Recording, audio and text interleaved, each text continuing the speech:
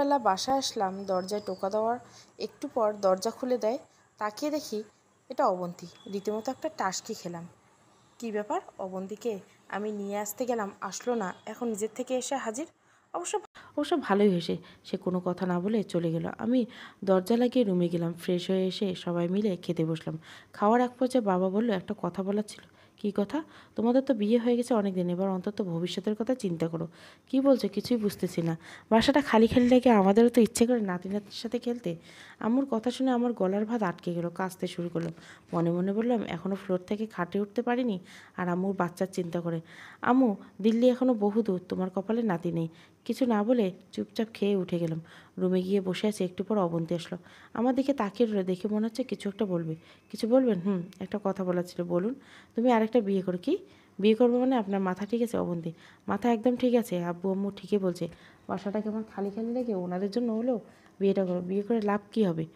তোমার মনের আশা পূরণ হলো আর ওনাদের নাতি নাতনি আসলো। শোনেন, বিয়েটা কোনো ছেলে খেলা নয় যে বললেই বিয়ে করব। বিয়ে মানুষের লাইফে একবার হয়, বুঝলেন? কিন্তু আমার লাইফে তো একাধিকবার। সেটাকে কি বলবেন? শোনেন, এটা একটা অ্যাক্সিডেন্ট। আপনি তো আর ইচ্ছে করে করেননি, পরিস্থিতির শিকার। আর আমি মনে করি আপনার লাইফে দ্বিতীয় বিয়ে হয়নি। হয়নি মানে? কি বলছো? জি, আমি ঠিকই বলছি। বিয়ের পর থেকে আপনার আর আমার সম্পর্ক ভাবি দেবরের মতো হয়ে গেছে। না আছে কোনো আন্ডারস্ট্যান্ড, না আছে শেয়ারিং, না আছে কেয়ারিং। আগে তো একটু হলেও হেসে হেসে কথা বলতেন, কিন্তু বিয়ের পর তো সেটাও নেই। আমি তো আব্বু আম্মুর জন্য বলছি।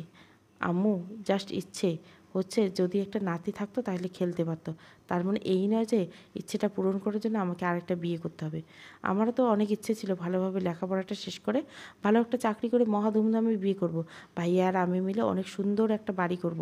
প্রতিদিন ভালো মন্দ খাবো। কিন্তু ইচ্ছে কি পূরণ হয়েছে? হয়নি। কারণ একজন মানুষ সবগুলো ইচ্ছে পূরণ হয় না। পড়ালেখাটা শেষ তো দূরের কথা, কথাটা পরীক্ষাও অন্যের সহযোগিতায় দিয়েছে। আর ভালো চাকরি সেটা তো এখন করতেছে, ওই যে ভ্যান গাড়ি ঠেলতেছি। আর এর থেকে ভালো চাকরি কি হতে পারে? ভালো খাবার সেটা তো প্রতিদিন খাচ্ছি, পানিতে পাউরুটি চুবিয়ে খাচ্ছি। আর এর থেকে ভালো খাবার কি হতে পারে? আর বিয়ে, সেটার কথা নাই বা বলি। এমন বিয়ে করেছি, ধুমধাম তো দূরে কথা, যাদের সাথে বড় হয়েছি, পড়ালেখা করছে, সেই বন্ধুগুলোরও এখনও বলতে পারি না। যেখানে মানুষের বিয়ে করে সুখী হয়, ভালোভাবে থাকে, সেখানে আমি খাট ছেড়ে ফ্লোরে ঘুমি। সো একজন মানুষের সব ইচ্ছেগুলো পূরণ হয়। আব্বু আম্মুর হয়তো হবে না। অবন্তী চুপ করে আছে। আপনি যে বললেন আমাকে আবার বিয়ে করতে, কোনো মেয়ে আমার কাছে বিয়ে বসবে? কোনো বাপ তার মেয়েকে আমার হাতে তুলে দিবে? কি আছে আমার? না আছে পড়ালেখা, না আছে টাকা পয়সা, না আছে ভালো চাকরি, কিছুই নেই। তার উপর যদি শুনে আমি আরেকটা বিয়ে করছি, সেখানে আমাকে মেয়ে তো দূরের কথা, ঝাড়ুর বাড়ি ছাড়া কিছুই দিবে না। আপনি বলছেন বিয়ে করার জন্য? বিয়ে করে খাওয়াবো কি? যে টাকা পয়সা পাই সেটা দিয়ে নিজেই চলতে পারি না। একবেলা খেলে অন্যবেলা না খেয়ে থাকি, প্রতিদিন হেঁটে হেঁটে কাজে যাই, দুপুরবেলা সবাই লাঞ্চ করে, সেখানে আমি পানিতে পাউরুটি চুবিয়ে খাই। সো এগুলো বাদ দিন। অবন্তী আমার দিকে তাকিয়ে আছে, চোখের কোনো পানি দেখা যাচ্ছে। এটা ঠিক যে আমি আপনার আর আব্বু আম্মুর সব চাওয়াগুলো পূরণ করতে পারছি না, যা যা দরকার সেগুলো দিতে পারছি না। কিন্তু কি করব বলেন?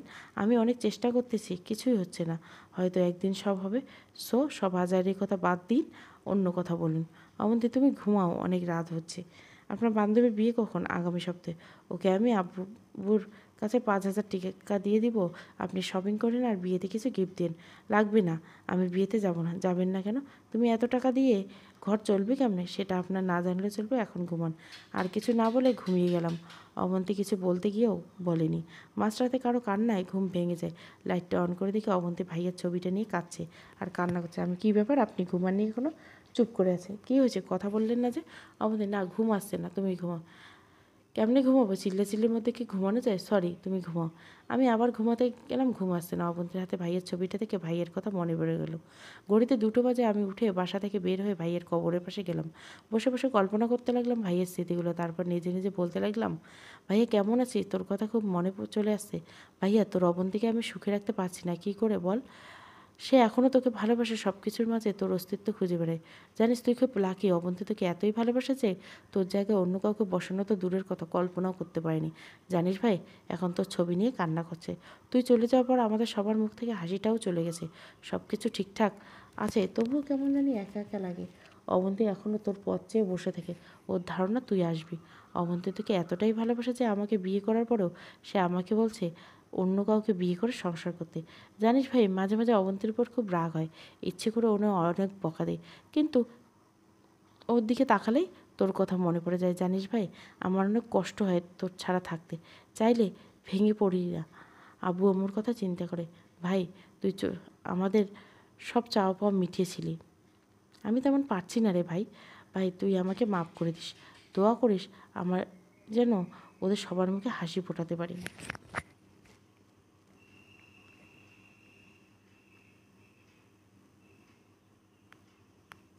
আরও কিছুক্ষণ সেখানে থেকে বাসায় চলে গেলাম। তাহাজ্জুদের নামাজ পড়ে, তারপর ফজরের নামাজ পড়ে আবার কবরের পাশে গেলাম। কবর জিয়ারত করে বাসায় এসে রেডি হলাম। প্রতিদিনের মতো রওনা দিব। অবন্তী আসলো। জুয়েল, একটা কথা বললাম।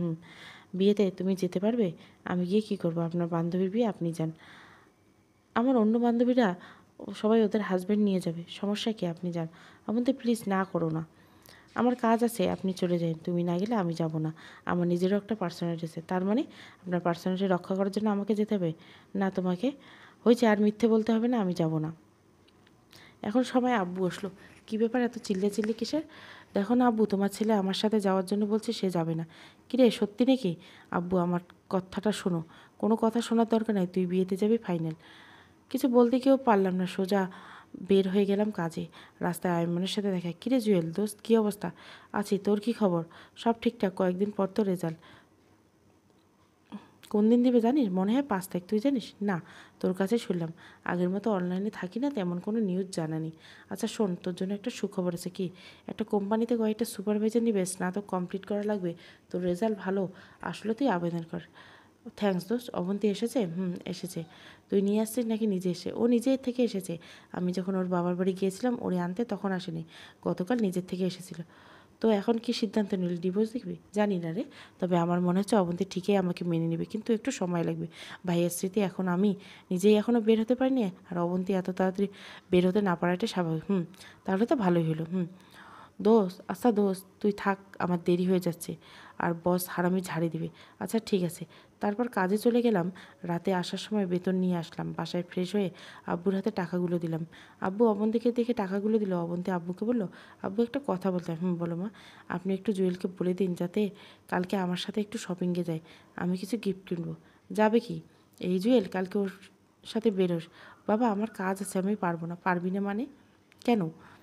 আজকে বেতন দিয়েছে, আর কালকে যদি কাজে না যায়, পরের দিন গেলে লাথি দিয়ে বের করে দিবে। তাহলে সন্ধ্যায় যাবি, তখন টিউশনই করানো লাগবে। একদিন না গেলে কিছু হবে না। কালকে ওকে নিয়ে শপিংয়ে যাবি, এটাই ফাইনাল। আমি কিছু না বলে রুমে চলে গেলাম। পরের দিন কাজে গেলাম। সেখান থেকে রেডি হয়ে অবন্তীকে নিয়ে বের হলাম। বিয়ের পর এই প্রথম অবন্তীকে নিয়ে বেরোচ্ছি। একটা রিক্সা নিয়ে যাচ্ছি, একটু সরে বসে আছি। অবন্তী, তোমার কি আমার পাশে বসতে তো অস্বস্তি লাগছে? না কেন? তাহলে ওদিকে চেপে বসছো কেন? আরও ক্লোজভাবে বসো, সমস্যা নেই, আমি ঠিক আছি। তারপর দুজনে চুপ। নীরবতা ভেঙে অবন্তী বলে, জুয়েল, বলেন, তোমার কি মন খারাপ? না কেন? গুরুমা মুখ করে বসে আছো তো তাই। না, আমি ঠিক আছি। কথা বলতে বলতে শপিং মলের সামনে চলে এলাম। অবন্তী অনেকগুলো গিফট দেখলো, তারপর চয়েস করে একটা কিনলো। তারপর একটা শাড়ির দোকানে গেলাম। আমাকে বললো শাড়ি পছন্দ করে দেওয়ার জন্য। দোকানের মধ্যে অনেক লোক ছিল, তাই কিছু না বলে নীল রঙের একটা শাড়ি পছন্দ করে দিলাম। ভাইয়ের সাথে যখন বিয়ে হয়েছিল, তখন একদিন অবন্তী ওদের বাসায় যাওয়ার সময় নীল শাড়ি পরেছিল। সেদিন অবন্তীকে অনেক সুন্দর দেখাচ্ছিল, সাথে ভাইয়ের নীল পাঞ্জাবি পরেছিল, দুজনে অনেক সুন্দর লাগছিল। তাই অবন্তীর জন্য নীল শাড়িটাই পছন্দ করলাম। তারপর অবন্তী আমাকে বাইরে দাঁড় করে কোথায় যেন গেছে, অনেকক্ষণ পরে আসলো। কোথায় গিয়েছিলে? ওয়াশরুমে।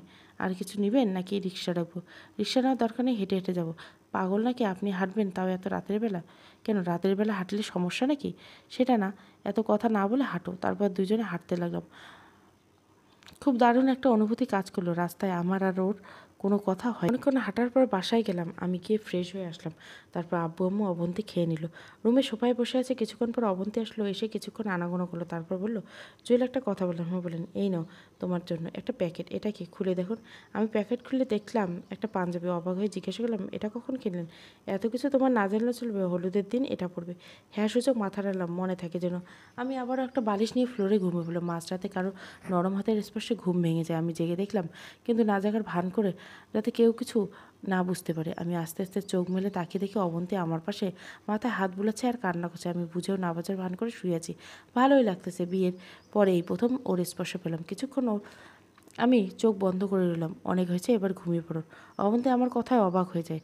তাড়াতাড়ি বসা থেকে উঠে খাটে চলে যায়। আমি ওপাশ হয়ে ঘুমিয়ে পড়ি। সকালবেলা রেডি হয়ে কাজে যাচ্ছি, এমন সময় আব্বু আর অবন্তী আমার সামনে পদ আটকে দাঁড়ালো। কিরে জুয়েল, কই যাস? কই আবার কাজে?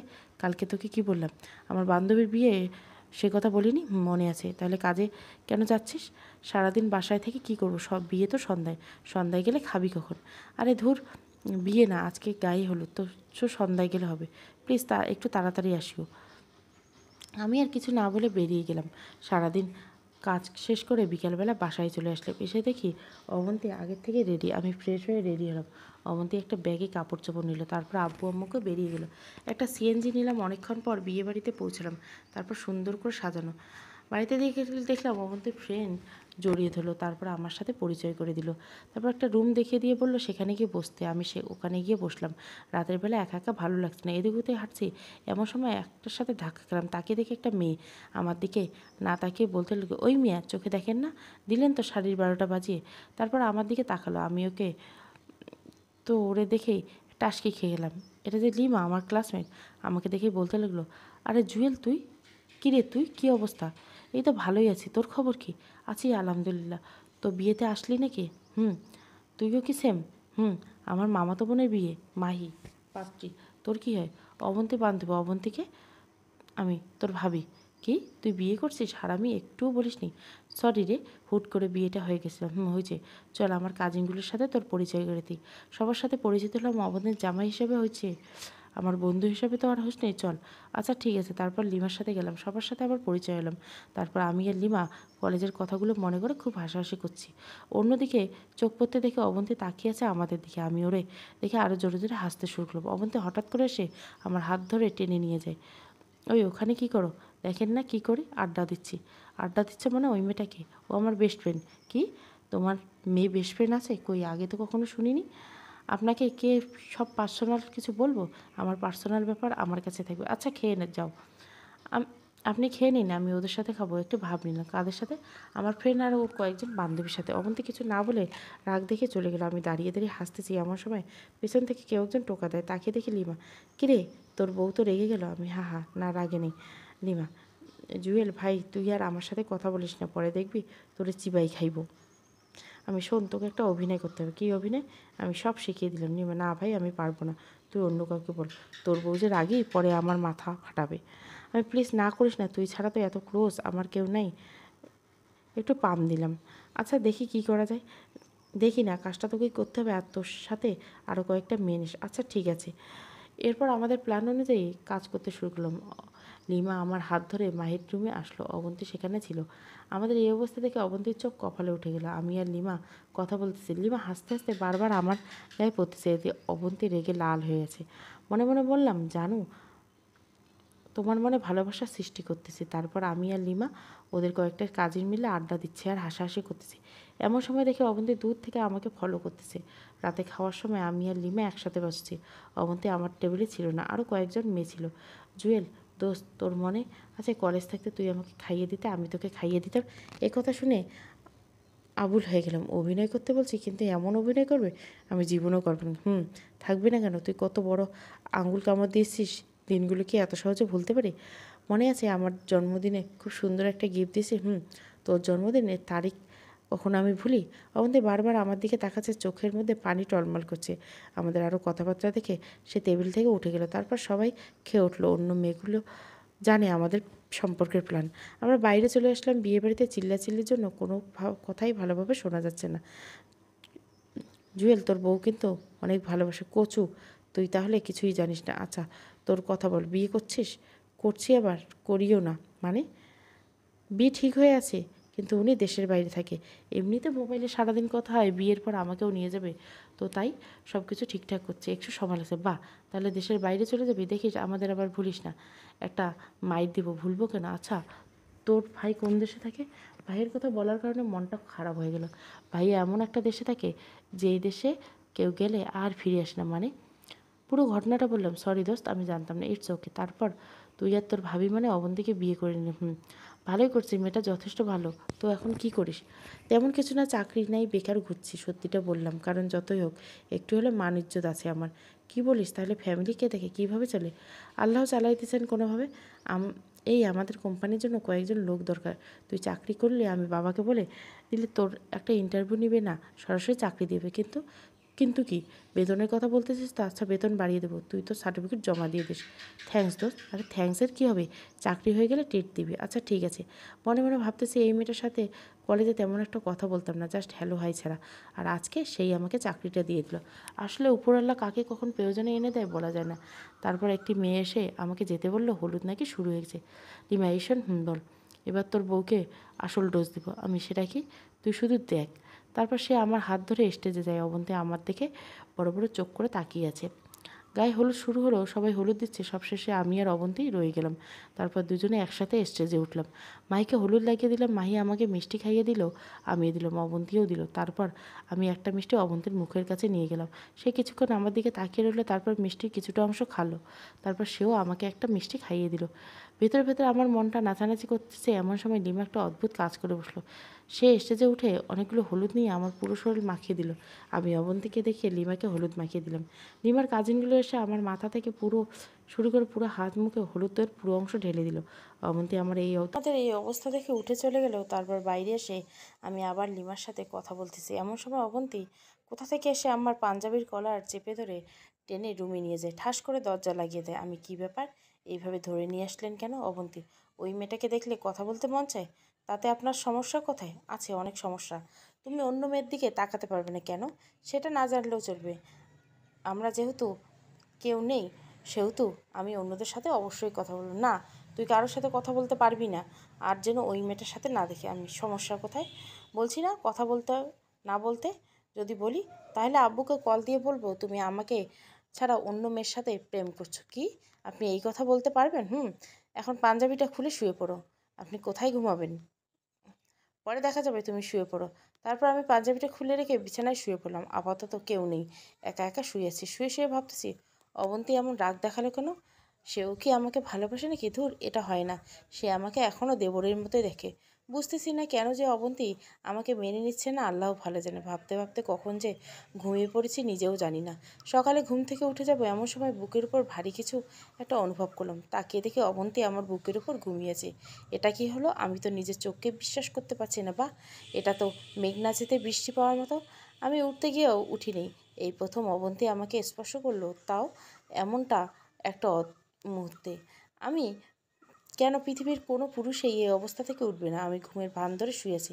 দেখি অবন্তী কী করে। কিছুক্ষণ থাকার পর অবন্তী উঠলো, উঠে শাড়ি ঠিক করে নিল। আমি যেন না বুঝতে পারি সে আস্তে করে রুম থেকে উঠে চলে যায়। আমি মনে মনে হাসতেছি, বালিকা নিজের জামাইয়ের বুকে মাথা রেখে ঘুমাইছো, সেটা দেখলে সমস্যা কোথায়?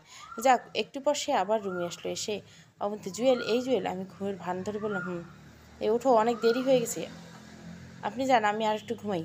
না, আর ঘুমাতে হবে না, উঠো ওঠো, একটু পর বরপক্ষ চলে আসবে। আচ্ছা উঠতেছি। এই কথা, একটা কথা বলেন তো, কি আপনি কালকে রাতে কোথায় ছিলেন? মাহির সাথে। কেন? না এমনি, কেউ একজন আমার পাশে শুয়েছিল, মনে হয় লিমা হবে। রাগানোর জন্য? কি আবারও ওই মেয়েটার নাম বলছো রাগ দেখিয়ে? তাহলে কে হতে পারে? আপনি কাউকে দেখেছেন? এই নাও তোমার ব্রাশ, তাড়াতাড়ি ফ্রেশ হয়ে নাও। এই কথা বলে অবন্তী এক রকম চোরের মতো রুম থেকে চলে গেল। আমি বসে বসে হাসতেছি। ফ্রেশ হয়ে এসে নাস্তা করে নিলাম, তারপর কিছুক্ষণ হাঁটাহাঁটি করলাম। বাইরে গিয়ে লিমার সাথে দেখা হয়। কিরে, তুই বেঁচে আছিস? তোর কি মনে হয়? আমার তো মনে হয় তুই মারা গেছিস, তোর আত্মা ভূত হয়ে ঘুরে বেড়াচ্ছে। হা হা, হঠাৎ করে কথা বললি কেন? কাল রাতে তোর বউ যেভাবে তোকে ধরে নিয়ে গেছে সেটা দেখে মনে হয়েছে যে আজ তুই শেষ। আরে না, তেমন কিছু না। তোকে তো মনে হয় ভালোবাসে। আরে না, অমতি নিজেও ঠিকমতো কথা বলে না, অন্য মেয়েদের সাথেও কথা বলতে দেয় না। একটা প্যারার মধ্যে আছি। বুঝেছি। আচ্ছা, আর কয়েকটা দোষ দিব তোর বউকে? আমি দরকার নেই দোষ, যেগুলো দিয়েছি সেগুলোতে আমার 12টা বাজাইছে, আর দিলে কি করব আল্লাহ জানে। লিমা, সমস্যা নেই, হালকা করে একটা দিয়ে দিব আমি। আচ্ছা দিস। এমন সময় অবন্তী কল দিল। অবন্তী, এই জুয়েল, কই তুমি? আমি বাইরে আছি। অবন্তী, অবন্তী তাড়াতাড়ি রুমে আসো। আমি, কেন? অবন্তী, ধুর, এত কথা বলো কেন? আসতে বলছে আসো। আচ্ছা আসতেছি। কলটা কেটে দিলাম। কিরে, কে কল দিল? তোর ভাবি রুমে যেতে বলছে। নিমা, মনে হয় আমাকে তোর সাথে দেখছে। যা, তোর খবর আছে। তুই দাঁড়া, আমি একটু পরে আসি। যা, বেঁচে থাকলে দেখা হবে। ওপারে ভালো থাকিস বন্ধু। হা হা, আমি ফাজিল। থাক, আমি আসছি। তারপর রুমে গেলাম। অবন্তীর দেখেই আমার চোখ কপালে উঠে গেল। শাড়ি একটাকে উল্টোপাল্টা করে পড়ে আছে। আমি কি ব্যাপার, আপনার এই অবস্থা কেন? এই তুমি আসছো? আমি হুম। কী হয়েছে? দূর, একা একা শাড়ি পরা যায় নাকি? দরজা লাগিয়ে দিই, এদিকে আসো। দরজা কেন লাগাবো? তো কি দরজা খুলেই পড়বো? যাও লাগিয়ে দিয়ে আসো। আমি গিয়ে দরজা লাগিয়ে আসলাম। ওই শাড়ির আঁচলটা একটু ধরো তো। আমি অবাক হয়ে গেলাম, এটা কি বলে? অবন্তী, ওই আবুলের মতো দাঁড়িয়ে আছো কেন? না মানে আমি স্বপ্ন দেখছি নাকি বাস্তব সেটাই বুঝতেছি। সামান্য শাড়িটা ধরতে বলছি, এতেই এই অবস্থা। অন্য কিছু বললে কি হতো? অন্য কিছু কি? অত কিছু কথা বলো কেন? যেটা করতে বলছি সেটা করো। আমি গিয়ে হাঁটু গেড়ে শাড়ির কুচি ধরলাম। আপনি শাড়ি পরতে পারেন না? পারি, তবে পুরোপুরি পারি না। তাহলে কাল কিভাবে পরেছিলেন? বাসা থেকে আসার সময় আম্মু পরিয়ে দিছে। ও আচ্ছা, যাও তুমি গোসল করে রেডি হয়ে নাও, একটু পর অনুষ্ঠান শুরু হয়ে যাবে। আচ্ছা ঠিক আছে। তারপর গোসল করে রেডি হয়ে নিলাম। অবন্তী নিজের হাতেই আমার শার্টের বোতাম লাগিয়ে দিল। একটা জামাই জামাই ভাব আসলো শরীরে। আমি রেডি হয়ে বাইরে এলাম। মাহির বাবা ডেকে নিয়ে গেল ওনার সাথে একটু দেখাশোনা করার জন্য। আমি ওনার সাথে চলে গেলাম। বরপক্ষ চলে আসলো। খাওয়া দাওয়ার পর্ব শেষ হলো। কাজের ফাঁকে আমিও নিজেও খেয়ে নিলাম। কিছুক্ষণ পর মাহিকে মানে পাত্রীকে আনা হলো। মাহির সাথে অবন্তী সহ আরও কতগুলো মেয়ে ছিল। অবন্তীকে দেখে আবারও ক্রাশ খেয়ে গেলাম। কালো একটি শাড়িতে একটু অন্যরকম লাগছে। আমি এক দৃষ্টিতে তাকিয়েছি। এমন সময় পেছন থেকে কেউ একজন টোকা দিয়ে তাকিয়ে দেখি লিমা। কিরে, নিজের বউকে কেউ এইভাবে দেখে? আরে না, আমি বিয়ে দেখতেছি। তুই বুঝি ডালমেকুস কাল হয়। আচ্ছা বাদ দে, তুই খেয়েছিস? তুই? ভেবেছিলাম আরও পরে খাবো। আম্মু জোর করে খাইয়ে দিল, ভালো করেছে। এই 15 তারিখ তো রেজাল্ট দিবে, জানিস কিসের রেজাল্ট? আরে আমাদের অনার্সের রেজাল্ট। ও আচ্ছা, তোর নাম্বারটা দে তো, তোদের অফিসে যাওয়ার আগে কল দেবো। ওকে ওকে, এই নে নাম্বারটা। বললো, দোস্ত তোরে ধন্যবাদ দিয়ে ছোট করবো না, হয়েছে। চল তোর বউকে একটু রাগিয়ে দে, কেমন? গেলেই দেখবি। তারপর লিমা আমায় একটা হাত ধরে স্টেজে নিয়ে যায়। তারপর বর আর কনের মাঝে বসিয়ে ফটো তুলতে শুরু করলো। অবন্তী বলল আমাদের ছবি তুলে দিতে। এটা দেখে অবন্তীর রাগে লাল হয়ে গেছে। আমার দিকে চোখ বড় বড় করে তাকিয়েছে। আমিও একটু রাগানোর জন্য লিমার ক্লোজে হয়ে বসে ছবি তুলছি। এভাবে দিনটা চলে যাচ্ছে। বিকালে বসে আছি, এমন সময় বস কল দিল। আসসালামু আলাইকুম। জুয়েল কোথায়? আমি তো একটা বিয়ের অনুষ্ঠানে আসছি। কালকে কাজে আসবে? কিন্তু বস, বিয়ে তো এখনও শেষ হয়নি, বৌভাত বাকি। তোমাকে আর কাজে আসতে হবে না, তুমি বিয়ে খাও। না বস, ঠিক আছে, আমি কালকে আসবো। মনে থাকে যেন, না হলে চাকরি ডিসমিস। কলটা কেটে দিল। আমি মনে মনে ভাবতেছি, শালা লিমাদের ওখানে চাকরিটা একটু পাই, তখন দেখবি তোর এই ব্যবহারের ফল আমি সুদ আসলে ফেলে দেবো। অবন্তীর কাছে গেলাম। এদিকে একটু আসেন তো। আমাকে কেন ডাকতেছেন? তোমার তো আর মেয়ে ফ্রেন্ডের অভাব নেই। দেখেন, বাজে কথা না বলে সাইডে আসেন। কী হয়েছে? আপনি থাকেন, আমি চলে যাচ্ছি। চলে যাচ্ছে মানে কোথায়? বস কল করেছিল, কালকে কাজে না গেলে চাকরি থাকবে না। এখন তো আর কাজে যাওয়া সম্ভব নয়, তাই বলেছিলাম আপনি থাকেন, বিয়ে শেষ হলে তারপর আমি এসে নিয়ে যাব। দরকার নেই, দাঁড়াও, আমিও যাব। মানে কি? এখনও বিয়ে শেষ হয়নি। আসল শেষ। আর এখানে থেকে কোনো মজা পাবো না। মাহি তো চলে যাবে, সো দাঁড়াও, আমি আসছি। কিছু না বলে দাঁড়িয়ে আছে। তারপর সবার থেকে বিদায় নিয়ে বাসার দিকে রওনা দিলাম। লিমাকে ইশারায় বলছি মোবাইলে কথা বলবো। তারপর একটা সিএনজি নিয়ে বাসায় চলে আসলাম। কিরে, চলে আসলি যে? বিয়ে শেষ নাকি? না, কাজ আছে, বস কল করেছিল তাই। তারপর রুমে চলে গেলাম। ফ্রেশ হয়ে বাইরে চলে এলাম। আয়মানকে কল দিয়ে আসতে বললাম। আসার পর পুরো ঘটনাটা ওর সাথে শেয়ার করলাম। বা তার মানে সব ঠিকঠাক হয়ে গেছে? এখনও শিওর না, আরও কয়েকটা দিন দেখি। লিমার ডোজটা কাজ হয়েছে, না হলে অবন্তী এত সহজে নরম হতো না। বন্ধু, ঠিক বলছিস, লিমা অনেক হেল্প করছে। আরও কিছুক্ষণ আড্ডা দিয়ে বাসায় চলে আসলাম। রাতে খেয়ে দিয়ে শুয়ে পড়লাম। দেখলাম অবন্তী বিয়ের তোলা ছবিগুলো দেখতেছে। আমি গিয়ে কাঁথা আর বালিশটা নিয়ে ফ্লোরে ঘুমানোর জন্য রেডি হচ্ছে। অবন্তীর দিকে বারবার তাকাচ্ছি সে কিছু বলে কিনা, কিন্তু না, কিছুই বললো না। আমিও শুয়ে গেলাম। শুয়ে শুয়ে ভাবতেছি, অবন্তী তো কিছুই বললো না, তাহলে বিয়েতে কেন শুয়েছিল একসাথে? মনে হয় এটা অন্যদের দেখানোর জন্য, মান সম্মান রক্ষার্থে এমনটা করেছে। আমার কপালে এগুলোই আছে, তাই এগুলো নিয়ে চিন্তা না করাই বেটার। অমতে আগেও আমাকে মেনে নেয়নি, এখনও নিচ্ছে না, আর ভবিষ্যতে নিবে বলে মনে হয় না। ভাবতে ভাবতে ঘুমিয়ে পড়লাম। সকালে ঘুম থেকে উঠে ফ্রেশ হয়ে কাজে যাচ্ছি, এমন সময় আব্বুর সামনে দিয়ে ঘোরাঘুরি করতেছে। মনে হচ্ছে কিছু একটা বলবে। আমি কিছু বলবো? তোর কাছে কিছু টাকা হবে? তোর মায়ের মেডিসিন শেষ। আমি জানি পকেটে মাত্র 20 টাকা আছে, কারণ যেগুলো ছিল সব বিয়েতে খরচ হয়েছে। যাতায়াত, বিয়ের উপহার, অবন্তীর শাড়ি, পুরো বেতন শেষ। কি বলবো বুঝতে পারছি না আমি। আচ্ছা, প্রেসক্রিপশনটা আমাকে দাও, আমি আসার সময় নিয়ে আসবো। তারপর বাবা থেকে প্রেসক্রিপশনটা নিয়ে বেরিয়ে গেলাম। ভাবতে লাগলাম কিভাবে কি করব। হেঁটে হেঁটে কাজে গেলাম প্রতিদিনের মতো। সেই দোকানে দোকানে মাল দেওয়া আর ভ্যান ঠেলা। কাজ শেষ করে আসার সময় বসের কাছে কিছু টাকা চাইতে, শালা টাকা তো দিল না, উল্টে আরও ঝাড়ি দিল। পরে আয়মানকে কল করে দেখা করতে বলি, ওর কাছে কিছু টাকা নিয়ে আম্মুর জন্য মেডিসিনগুলো কিনে নিয়ে আসি। এভাবে দিন যেতে লাগলো। কয়েকদিন পর আমাদের রেজাল্ট দিবে। এটা নিয়ে আমার তেমন মাথা ব্যথা নেই, কারণ আমার পরীক্ষা যে খারাপ হয়েছে সেটা আমি খুব ভালো করে জানি। ফেল করবো এটা শিওর। এদিকে অবন্তীর রেজাল্টের চিন্তায় শেষ। দেখতে দেখতে রেজাল্টের দিন চলে এলো। আমি যথারীতি কাজে চলে গেলাম। দুপুরবেলা অবন্তী আমাকে কল দিয়েছে, এই জুয়েল তুমি কোথায়? কাজে আসছি। কেন, কি হয়েছে? রেজাল্ট দিয়ে দিয়েছে, আমি পাস করেছি। আমি কংগ্রাচুলেশন। অবন্তী থ্যাঙ্কস। এই তোমার রোল নাম্বারটা আমি ভুলে গেছি, আমাকে একটু দাও তো। আমি আমি নিজেও ভুলে গেছি, অ্যাডমিট কার্ডে দেখো। আচ্ছা দেখতেছি। তারপর কল কেটে দিল। পাশে বস ছিল, আমার মোবাইলে কথা বলা দেখে উনি বিরক্ত মুখ মাখা মুখ নিয়ে বলল, এই মিয়া, কাজ করতে আসো নাকি প্রেম করতে? Sorry boss. আরে রাখো তোমার সরি, মোবাইল বন্ধ করো মিয়া। এত যখন বউ বউ করো তাহলে কাজে আসো কেন? বউয়ের কাছে থাকলেই পারো। এই শালার উপর তো রাগ হচ্ছে, তার উপর অবন্তীর উপর। কল দেওয়ার আর সময় পেল না। রেজাল্ট দিয়েছে তো কী হয়েছে? বাসায় গেলে তো বলা যেত। আমি মোবাইলটা বন্ধ করে রাখলাম। তারপর কাজ শেষ করে বসের কাছে টাকা চাইলাম। উনি মুখের উপর বলে দিয়েছে মাস শেষ হওয়া ছাড়া কোনো টাকা দিবে না। যদি অতিরিক্ত কাজ করে তাহলে অতিরিক্ত টাকা দিবে। আমি আরও 2 ঘন্টা করে 100 টাকা নিলাম। তার হিসাব নাকি আরও কম পাবো। তারপর গেলাম টিউশনিতে। পড়ানোর এক পর্যায়ে ছাত্রের মা আসলো, টাকা হাতে নিয়ে দাঁড়িয়েছে। আমি, আন্টি কিছু বলবেন? এই নাও তোমার এই মাসের বেতন। আমি, কিন্তু আন্টি মাস তো এখনও শেষ হয়নি। জানি, তোমাকে আর আসার দরকার নেই, আমি ওর জন্য নতুন টিচার ঢুকেছি। আমি, কিন্তু আন্টি কেন? আন্টি, তুমি রাত করে আসো, তার উপর দেখে মনে হয় ক্লান্ত। তোমার পড়ানো নাকি ওর কাছে ভালো লাগে না। আর আর কি? আর তুমি নাকি ভ্যান গাড়ি ঠেলাও। তোমাকে আজকে সকালে ওর ফ্রেন্ডরা সবাই দেখেছে।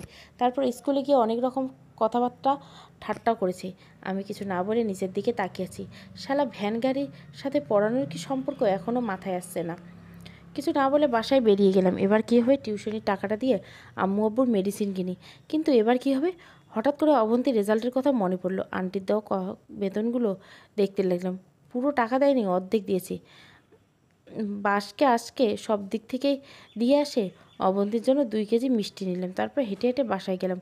কলিং বেল চাপাতে একটু দরজা খুলেই দিল। তখনই তাকিয়ে দেখি আমাকে দেখে কান্না জড়িয়ে দেয়, কান্না শুরু করতে। আমি তো পুরো টাসকি খেয়ে গেলাম, কিছু বলার ভাষা খুঁজে পাচ্ছি না। একটু পর আম্মুর রুম থেকে বের হয়ে অবন্তী আমাকে জড়িয়ে ধরে আছে। আম্মু হাসতে হাসতে আমার রুমে চলে গেল। আমি লজ্জায় লাল হয়ে গেলাম। তারপর অবন্তী আমাকে ছাড়তে বলতে থাকে। অবন্তী, জুয়েল আমি পাশ করেছি। আমি, কংগ্রাচুলেশন, এই নিন মিষ্টিগুলো নিয়ে যান। অবন্তী, ওই আমি পাশ করেছি সেজন্য আমি এত খুশি হইনি, খুশি হয়েছি এই জন্য তুমিও ভালো পাশ করছো। কি? তুমি করেছো, শুধু পয়েন্টটা একটু কম। এটা কোনো ব্যাপার না। আমি আর কোনো কথা না বলে অবন্তীকে কোলে তুলে নিলাম। আসলে খুশিতে নিজেকে আর স্থির রাখতে পারি না। ওর কোলে এর কারণে ও আমার দিকে অবাক হয়ে তাকিয়ে রইল। সরি, আসলে এমন একটা খুশির খবর নিজেকে স্থির রাখতে পারিনি। ইটস ওকে, যাও রুমে গিয়ে ফ্রেশ হয়ে আসো। আমি রুমে চলে আসলাম। মনে মনে ভাবলাম এবার লিমাদের অফিসে যাব, দেখি চাকরিটা হয় কিনা। ফ্রেশ হয়ে আব্বু আম্মুর কাছে আসলাম। আব্বু আম্মু দুজনে খুশি। বসে বসে অনেক গল্প করলাম। তারপর খাওয়া দাওয়া করে রুমে চলে গেলাম। অবন্তী রুমে আসার আগেই শুয়ে পড়ল। একটু পর সে আসলো, আমার পাশে বসলো। কিছুক্ষণ মাথায় হাত বুলিয়ে খাটে চলে গেল। অবন্তী ঘুমিয়ে যাওয়ার পর আমি উঠলাম। উদ্দেশ্য হচ্ছে ভাইয়ের কাছে যাব। আজকে এমন একটা দিনে ভাইয়া থাকলে হয়তো তিনি আমাদের চাইতে বেশি খুশি হতেন। আমি উঠে উজু করে ভাইয়ের কবরের দিকে রওনা দিলাম। কিছুক্ষণ পর আমি কবরের কাছে গেলাম। আমি জানি ভাইয়া আমাকে দেখে অনেক খুশি হবে। আমি কবরের মাথার পাশে গিয়ে বসলাম। ভাইয়া কেমন আছিস? এত রাতে তোরে ডিস্টার্ব করার জন্য সরি। জানি তুই অনেক বিরক্ত হবি, কিন্তু কি করব বল? কথাগুলো তোকে না বললে যে আমার ঘুম আসবে না। আজকে আমাদের রেজাল্ট দিয়েছে, যদিও রেজাল্ট নিয়ে আমার তেমন কোনো মাথা ব্যথা নেই। আমি চিন্তায় ছিলাম অবন্তীকে নিয়ে। আলহামদুলিল্লাহ সে পাশ করেছে। আমি করেছি, কিন্তু সেটা হয়তো তোর মনের মতো হবে না। ভাইয়া, তোর স্বপ্নটা পূরণ করার জন্য সর্বোচ্চ চেষ্টা করেছি। তোর আর অবন্তীর ইচ্ছে ছিল অবন্তী যেন গ্রাজুয়েশন কমপ্লিট করে। আজকে সেই দিনটার জন্য তুই স্বপ্ন দেখতি। আজকে সবই ঠিক আছে, শুধু তুই নেই আমাদের পাশে। তোর স্বপ্নগুলো আমি নিজের জীবন দিয়ে হলেও পূরণ করব। জানিস ভাই, আমারও অনেক ইচ্ছে ছিল খুব ভালো রেজাল্ট করার জন্য, কিন্তু কি করব বল, সেটা তো আর আমার কপালে নেই। তারপরে যে পাশ করেছি সেটার জন্য আলহামদুলিল্লাহ। ভাইয়া, তুই যদি থাকতি হয়তো আমি ভালো কিছু করতাম। তুই চলে যাওয়ার পর থেকে আমার পুরো পৃথিবীটাই পাল্টে গেছে। এখন বুঝতে পারছি তুই কষ্ট করে আমাদের স্বপ্নগুলো পূরণ করছিস। এত কষ্ট করার পর নিজেকে সবসময় হাসি খুশি রেখেছিস। ভাই, তোর জন্য আমি কিছুই করতে পারিনি। সারা জীবন তুই আমাদের জন্য করে গেছিস। জানিস ভাই, অবন্তী এখনও আমাকে মেনে নেই, হয়তো নিবেও না, কিন্তু তাতে আমার কোনো আফসোস নেই। সে এখনও তোকে অনেক ভালোবাসে। অবন্তীর জন্য না হয় আমি আমার সারা জীবনটা স্যাক্রিফাইস করে দিলাম। সে যেমন থাকতে চায় তেমন থাকুক। আজ আমার টাকা পয়সার কিছুর দরকার নেই, শুধু দরকার তোকে। তুই আর একবার আমাদের মাঝে ফিরে আয়। কখনো হারাতে দেবো না। প্লিজ ভাইয়া আয় আর একবার। আর কোনো কথাই আসছে না মুখ দিয়ে। বসে বসে ভাইয়ার স্মৃতিগুলো মনে মনে করতে লাগলাম। তারপর উঠে কবর জিয়ারত করে বাসায় চলে আসলাম। এসে দেখে অবন্তী মন খারাপ করে বসে আছে। আমি কি ব্যাপার, আপনি ঘুমাননি? কোথায় গেছিলেন? এই তো একটু বাইরে। ঘুম আসছে না এই দেখে? মিথ্যে বলেন কেন? সত্যি করে বলো। ভাইয়ের কবরে গিয়েছে কাছে। এত রাতে জিয়ারত করতে গেছিলাম। কি বলছো তোমার ভাইয়াকে? কিছু না, জাস্ট জিয়ারত করে চলে আসলাম। আমি সব শুনছি। আপনি কিভাবে শুনছেন? তোমার পিছন পিছন গিয়েছিলাম। রাত অনেক হয়েছে, ঘুমিয়ে পড়ুন। কথা ঘুরিয়ে দেওয়ার জন্য অবন্তী কিছু একটা বলতে চেয়েছিল, কিন্তু আমি এগিয়ে শুয়ে পড়লাম। সকালবেলা ঘুম থেকে উঠে ফ্রেশ হয়ে কাজে যাব, এমন সময় অবন্তী সামনে আসলো। কিছু বলবেন? একটা কথা বলা ছিল। বলেন। আমি আমাদের বাসায় যাব, যদি দিয়ে আসতেন ভালো হতো। কিন্তু আমি তো কাজে যাচ্ছি, আর হঠাৎ করে ওই বাসায় কেন? রেজাল্ট দিয়েছে আম্মু আব্বু শুনে অনেক খুশি হয়েছে, আর এমনিতেও অনেক দিন যাই না। সকালে আম্মু কল দিয়ে তোমাকে নিয়ে যেতে বলেছে। আম্মু আব্বুকে বলেছেন? কি বলেছেন? যাওয়ার জন্য বলেছি। যদি তুমি যাও তাহলে ভালো হতো। না, আমি যেতে পারবো না। কেন? গেলে সমস্যা কোথায়? কাজ আছে কালকে। আমি এমনিতে অগ্রিম টাকা নিয়েছি, এখন কাজ না করলে বের করে দিবে, পরে দেখা যাবে চাকরিটাও যাবে। তাহলে আমাকে বাসায় নামিয়ে দিয়ে তারপর যেও। প্লিজ না করো না, একা একা ভয় করে। আচ্ছা ঠিক আছে, রেডি হয়ে নিন। ওয়েট, যাবো আর আসবো। আমি বাইরে দাঁড়িয়ে রইলাম। অবন্তী রেডি হয়ে আব্বু আম্মুকে সালাম করে বেরিয়ে গেল। একটা রিক্সা নিয়ে ওদের বাসায় রওনা দিলাম। কালকে যে মিষ্টিগুলো আমি কিনে আনছিলাম সেগুলো আম্মু ওর সাথেই দিয়েছে, যারে আর ওখানে যাওয়া সময় কিছু কেনা লাগবে না। কিছুক্ষণ পর অবন্তীদের বাসার কাছে চলে এলাম। ওর ব্যাগপত্র নামিয়ে দিয়ে চলে আসতে যাব, এমন সময় অবন্তী ডাক দিল। অবন্তী, জুয়েল। আমি বলেন। অবন্তী, কিছু খেয়ে যাও। আমি না না, এমনিতেই দেরি হয়ে যাচ্ছে, আসি, আল্লাহ হাফিজ। অবন্তী, জুয়েল আবার কি? রাতে আসতে পারবেন? রাতে এসে কি করব? আম্মু তোমাকে আসতে বলেছে, রাতে এসে দেখা করে নিও। রাত থেকে পরের দিন এখান থেকে কাজে যাও, চেষ্টা করব। এই কথা বলে আবার রওনা দিলাম। মনে মনে ভাবলাম, আজকে হঠাৎ করে অবন্তী এত ভালোবাসা দেখাচ্ছে, কারণ কি? মনে হয় কাল রাতে সব কিছু শুনে ফেলছে। ধুর, এত কিছু ভেবে লাভ নেই। ও আমাকে মেনে নেবে না। ভালো পাশ করার কারণে হয়তো কৃতজ্ঞতা জানাচ্ছে।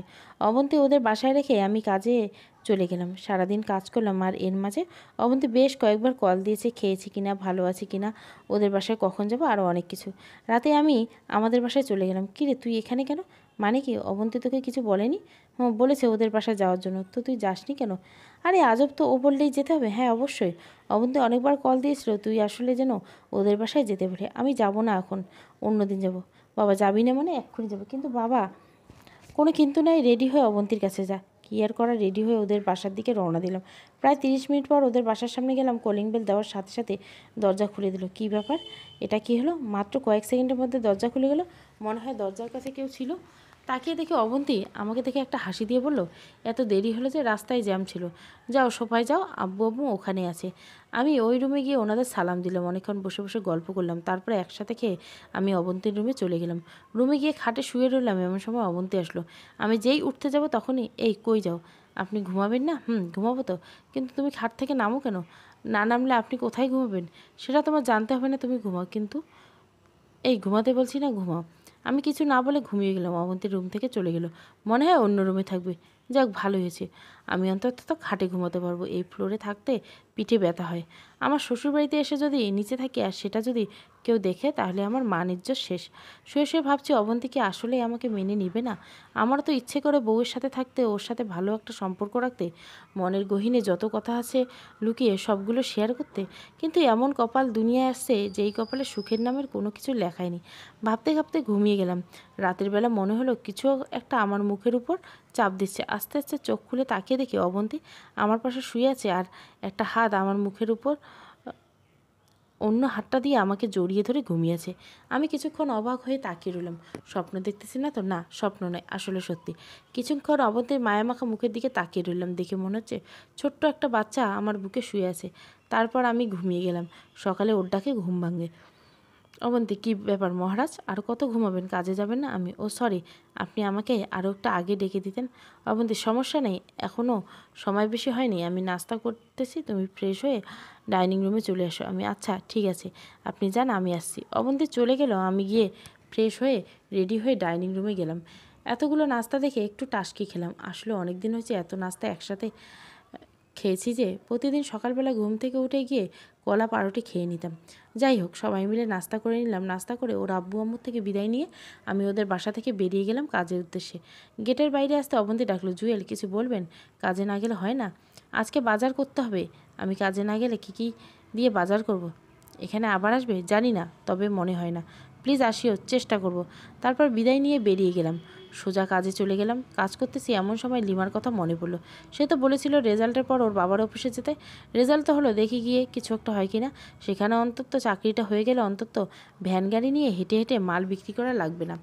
লিমাকে কল দিলাম, কয়েকবার রিং পড়লো কিন্তু ধরলো না। আবার কল দিলাম, এবার ধরলো। আমি, হ্যালো লিমা, কেমন আছিস? জুয়েল নাকি রে? ভুলে গেলি নাকি রে? আরে হারামি, তোকে কেন ভুলবো? বল কী অবস্থা? এই তো মোটামুটি। তোর কী অবস্থা? রেজাল্ট কি? বলিস না ভাই, যেটা আশা করেছিলাম সেটা হয়নি। তোর? কোনো মতে পাশ করেছি। আচ্ছা ঠিক, একটা কথা ছিল। বল। তুই যে বলেছিলি তোদের অফিসের লোক লাগবে, সেই ব্যাপারে তুই কি তোর বাবার সাথে কথা বলছিস? কথা বলা লাগবে না, তুই তোর কাগজপত্র নিয়ে চলে আসিস, আমি থাকবো। ঠিকানা তোরে মেসেজ করে দিব। থ্যাঙ্কস দোস্ত। থ্যাঙ্কস দিয়ে কাজ হবে না, ট্রিট দিবি। আচ্ছা ঠিক আছে, দিব। কাল কয়টায় আসবো? 10টায় আসে। আচ্ছা ঠিক আছে। কলটা কেটে দিলাম। মনের মধ্যে একটু শান্তি আসলো। বিকাল পর্যন্ত কাজ করে বাজার করে বাসায় গেলাম। অবন্তী কয়েকবার কল দিয়েছিল ওদের বাসায় যাওয়ার জন্য। আমি না করে দিয়েছি। খেয়ে দিয়ে ঘুমিয়ে গেলাম। সকালে ঘুম থেকে দেরিতে উঠলাম, কারণ কাজে যাব না। রাত 9টার সময় রেডি হয়ে আব্বু আম্মুকে সালাম করে নিলাম। কিরে, তোর আবার কি হয়েছে? কেন সালাম করতে পারি না? আরে পারবি না কেন? কিন্তু হঠাৎ করে করতেছিস তো, তাই জিজ্ঞাসা করলাম। আম্মু কিছু হয়েছে? সেটা বিকেলে বলবো, এখন বল, সারপ্রাইজ। এই কথা বলে বাসা থেকে রওনা দিলাম। লিমার দেওয়া ঠিকানায় চলে আসলাম। সেখানে গিয়ে দেখি লিমা বসে আছে। কিরে আসছিস? আয়, বাবার সাথে তোর পরিচয়টা করিয়ে দিই। আর বাবাকে তোর ব্যাপারে সব বলেছি। থ্যাঙ্কস দোস্ত। যা ভেতরে যা, সব কিছু দিয়ে। আমি ভেতরে গেলাম, সবার সাথে পরিচিত হয়ে কাগজপত্র জমা দিলাম। তারপর বাইরে এসে লিমার সাথে বসলাম। একটু পর ম্যানেজার এসে আমাকে আর লিমাকে ডেকে নিয়ে গেল। ভেতরে গেলাম। লিমার বাবা বললেন, আঙ্কেল দেখো বাবা, তোমার এইচএসসি রেজাল্ট ভালো ছিল, কিন্তু অনার্সের রেজাল্টটা খুব একটা ভালো না। আমাদের রুলস অনুযায়ী চাকরিটা তুমি আসলেই পাচ্ছ না। আমি চুপ হয়ে দাঁড়িয়ে রইলাম। আঙ্কেল, কিন্তু আমার মেয়ে এত করে বলছে যে চাকরিটা না দিয়ে পাচ্ছি না। তুই চাইলে কালকে থেকে জয়েন করতে পারো। আমি, ধন্যবাদ স্যার। খুশিতে চোখ দিয়ে পানি বের হয়ে গেল। আমি আর লিমা ওর বাবার রুম থেকে বের হলাম। আমি, লিমা, কী বলে তোকে ধন্যবাদ দিব বোঝাতে পারছি না। লিমা, তোর বউ কেমন আছে? আছে ভালো। এখন কি ঠিক হয়েছে? আগের থেকে একটু ঠিক হয়েছে, বাকিটা আগের মতো। টেনশন করিস না, সব ঠিক হয়ে যাবে। আমি, চল। কোথায়? ট্রিট নিবি না? আজকে না, অন্য দিন। আচ্ছা ঠিক আছে, আমি যাই। বসের কাছে কিছু হিসাব আছে, সেগুলো শেষ করেছি। যা, কালকে থেকে চলে আসিস। ওকে, আল্লাহ হাফেজ। তারপর লিমার কাছ থেকে বিদায় নিয়ে ওদের অফিস থেকে বের হয়ে রাস্তায় আসলাম। আয়মানকে কল দিল। ওর সাথে দেখা করতে করতে রাস্তা পার হচ্ছি, এমন সময় কিছু একটা সজোরে এসে আমাকে ধাক্কা দিল। ধাক্কা খেয়ে অনেক দূরে গিয়ে পড়ি। তারপর আর কিছু মনে নেই। যখন জ্ঞান আসলো, নিজেকে হাসপাতালে আবিষ্কার করি। তাকিয়ে দেখে অবন্তী আমার পাশে বসে আছে। আমি ওর দিকে তাকিয়ে, আমার তাকানো দেখেই আমাকে জড়িয়ে ধরে কান্না করতে শুরু করলো। কিছুক্ষণ পর ছেড়ে দিয়ে বলল, এখন কেমন লাগছে? ভালো। টেনশন করার দরকার নেই, খুব বেশি কিছু হয়নি। ডাক্তার বলেছে 2-1 দিনের মধ্যে বাসায় চলে যেতে পারবে। আমি তোমার আব্বু আম্মুকে কল দিয়ে আসতে বলেছি। বুঝলাম না অবন্তী হঠাৎ করে আমার আব্বু আম্মুকে বলছে কেন? তাও আবার আব্বু আম্মু। কিছু না বলে চুপ করে রইলাম। ওনারা আসছে, তুই শুয়ে থাকো। আপনি কোথায় যাচ্ছেন? আমার একটু কাজ আছে। আমার এই অবস্থায় অবন্তীর পাশে থাকবে, সেটা না করে বলতেছি তার নাকি কাজ আছে। মা বাবা আসা পর্যন্ত থাকুন। না, দেরি হয়ে যাবে, অন্য কোনো দিন দেখে যাব।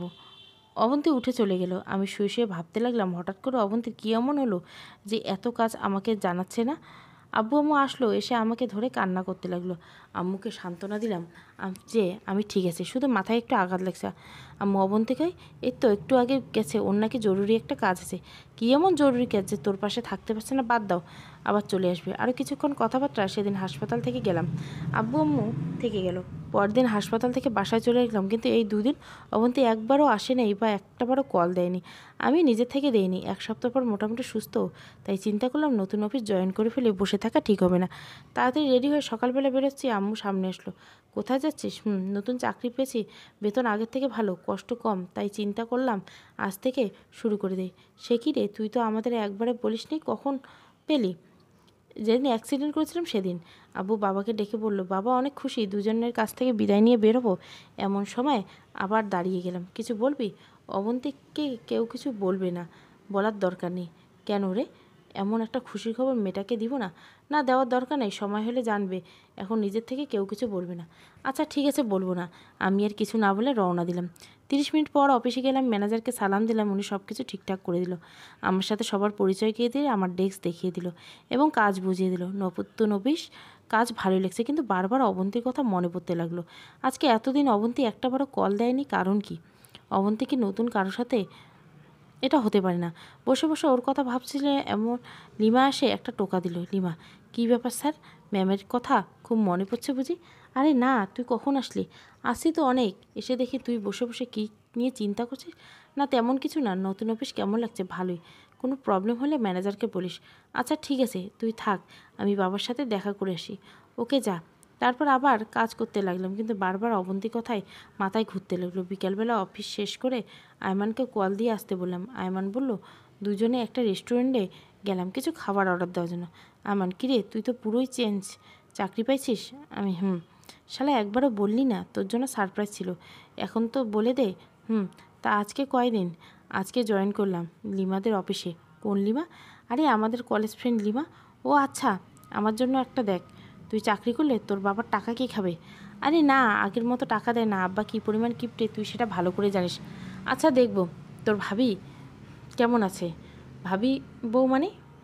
আগে ছিল ভাবি, এখন হয়েছে বউ, দুইটা মিলে ভাবি বউ। তুই কোনোদিন ঠিক হবি না। তো কী অবস্থা ওনার? এবার তো অনেক খুশিতে থাকবে তাই না? ওরে কিছুই জানেনি কেন? সব কিছু বলে দিলাম। জুয়েল দোস্ত, তোরে আমি আগে যেই কথাটা বলেছি এখনও সেম কথাই বলছি। ওই মেয়ের মধ্যে কোনো ঘাপলা আছে। আমি যেমন, প্রথমত তোর ভাই মারা যাওয়ার পর অবন্তী যদি তোদের বাসা থেকে চলে যেত, খুব ভালো বিয়ে করতে পারতো না। ওর ভাগ্য ভালো যে তুই আবার বিয়ে করছিস। দ্বিতীয়ত, তোর বাবা মা অবন্তীকে যে পরিমাণ আদর করে, ভালোবাসায়, আমার মনে হয় না পৃথিবীর অন্য কোথাও এমন আদর পাবে। সব কিছু থাকা সত্ত্বেও অবন্তী তোর সাথে একই খাটে থাকে না, একসাথে মিশে না। এই থেকে বোঝা যায় ওর মাঝে কোনো ঘাপলা আছে। কিন্তু আমি তো ওরে কোনো অভাব দেখাইনি। ওর সবগুলো স্বপ্নই পূরণ করছি আয়মান। আমার মনে হয় ওর পুরনো কোনো বয়ফ্রেন্ড আছে। না না, এটা হয় না আয়মান, এটা হবেই। গরিবের কথা বাসি হলেও মিষ্টি হয়। আমি কি করব বল? আম্মু আব্বুর দিকে তাকিয়ে ওকে কিছু বলতে পারছি না। আয়মান, ও এখন কোথায়? ওর বাবার বাসায়। আমার অ্যাক্সিডেন্টের আগে গেছে, এখনও আসেনি, একবারও আসেনি। না, কল করে জিজ্ঞাসাও করিনি আমি বেঁচে আছি নাকি মরে গেছি। তাহলে শিওর থাক অন্য কোথাও রিলেশন চলতেছে। দোস্ত, ওরে ফলো করতে পারবি? ওকে করলাম, সমস্যা কোথায়? কিন্তু এটা শিওর যে অবন্তী তোর কাছে থাকবে না। আগে হোক আর পরে হোক, ওরে ডিভোর্স দিতে হবে। তুই না দিলে সে তোকে দিবে। আচ্ছা তুই শুধু ফলো কর। ওকে। আরও কিছু কথা বলে বাসায় চলে আসলাম। এসে ফ্রেশ হলাম। আম্মু রুমে আসলো। কিছু বলবি? বলো। আব্বু কোথায়? বাইরে গেছে। ও কি বলবা বলো। মেয়েটা অনেক দিন বাসায় নেই, বাসাটা কেমন খালি খালি লাগছে। জানা বাপ, ওরে নিয়ে হয় কাকে? অবন্তীকে ওরা অনেক মিস করছি। ওর আব্বু বলেছিল বিকালবেলা যাবে, কিন্তু আমি দেইনি। আমি বলেছি তুই গিয়ে নিয়ে আসবি। ও নিজে থেকে আসবে, আমি গিয়ে আনতে পারবো না। এটা কেমন কথা? একা একটা মেয়ে কী করে আসবে? আরে আজব তো, রাতে ওরে কেমন করে নিয়ে আসবো? সকাল হোক, আমি গাড়ি পাঠিয়ে দেবো, ও চলে আসবে। না, তুই এখন যা, ওরে নিয়ে আয়। মানে কি এখন নিয়ে আসবো এই রাতের বেলা? আম্মু তোরে কি বলছি আজকে রাত নিয়ে আসতে হবে? আমি বলছি তুই এখন যাবি, রাতটা ওখানে থাকবি, কালকে সকালে ওরে নিয়ে আসিস। আমি পারবো না। ঠিক আছে আমি যাচ্ছি। পাগল হয়েছ? এত রাতে ওদের বাসায় যাবো মানে? যাবোই। তুই যেহেতু যাবি না, আমি নিজেই গিয়ে আমার মেয়েকে নিয়ে আসবো। আচ্ছা ঠিক আছে যাচ্ছি। কী আর করার, ইচ্ছে না থাকা সত্ত্বেও রেডি হয়ে অবন্তীর বাসার দিকে রওনা দিলাম। 40 মিনিট পর ওই বাসায় গেলাম। ঘড়ির দিকে তাকিয়ে দেখি 9টা বাজে। কলিং বেল দিলাম। কিছুক্ষণ পর অবন্তীর মা এসে দরজা খুলে দিল। আমি সালাম দিয়ে ভিতরে গেলাম। উনি বলল অবন্তী রুমে আছি। আমি অবন্তীর রুমে গিয়ে দেখি অবন্তী কার সাথে যেন হেসে হেসে মোবাইলে কথা বলছে। আমাকে দেখে একরকম চোরের মতো হয়ে গেল। অবন্তী, তুমি এখানে? আমি কোনো প্রবলেম?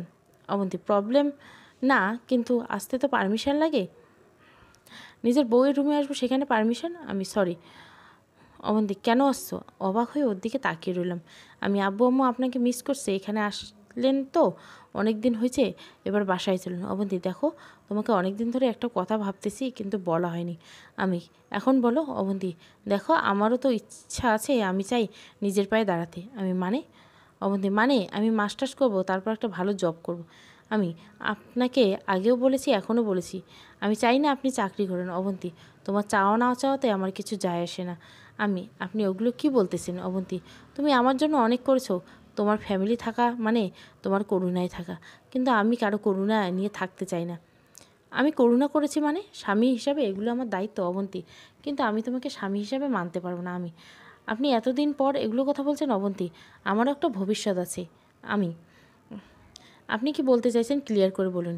অবন্তী, দেখো জুয়েল, আমি তোমার সাথে এইভাবে থাকতে পারবো না। আমি আব্বু আম্মুকে কী বলে বুঝাবেন? ওনারা কি আপনাকে নিজের মেয়ের চেয়েও কম কিছু বাসে? দেখো, আমি এত কিছু বুঝি না, আমি জাস্ট মুক্তি চাই, তোমার সাথে আমার যায় না। আমি যায় না মানে? অবন্তী, মানে তোমাদের ওই টানাটানির সংসারে আমি থাকতে পারবো না। যে বেতনের টাকা পাও তা দিয়ে কিছুই হবে না। আমি টাকাই সব। অবন্তী, টাকাই সব। কয়টা ইচ্ছা পূরণ করছো আমার? কয় টাকার হাত খরচ দাও আমাকে? কয়বার শপিংয়ে নিয়ে গেছো আমাকে? বিয়ের পর থেকে তো এইভাবে রাখছো, লজ্জা করে না? আবার নিজেকে স্বামী বলে দাবি করতো। আমি সর্বোচ্চ চেষ্টা করছি, আর কি করব অবন্তী? আমি তো এত কিছু বুঝি না। তার মানে আপনি যাবেন না, এই তো? অবন্তী, আমি আর কোনো কথাই বললাম না। অবন্তী বাসা থেকে বেরিয়ে গেল। কাউকে কিছু বললাম না, এত রাতে বাসায় যাওয়া ঠিক হবে না। আব্বু আম্মুকে যদি জানাই তাহলে ওনারা অনেক কষ্ট পাবে। আর কিছুদিন পর দেখি না হয়, সময় করেও সব ওনাদের জানিয়ে দেবো।